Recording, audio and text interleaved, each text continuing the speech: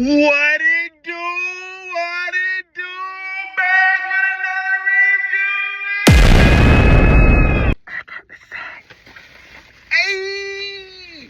A lot of y'all been requesting the place, Pineapple Express over here on Race at the old BK. You know, and I ain't talking about shouting. I'm over at the old BK and I ain't talking about shorty. I'm at Pineapple Express Wine Grill. Come on, man. Shashamika Mushka. Welcome on, man. You got two big ass pineapples. I got triple meat. You got chicken, steak, and pork. Chicken.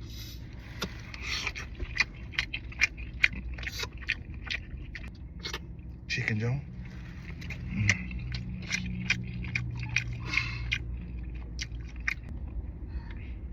John Rice. We're gonna get it to the steak. Steak.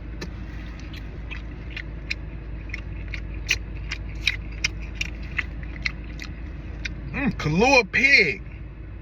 Yeller. I'm not a fan of hot pineapples. That bitch great. Pineapple, steak, pig, and chicken.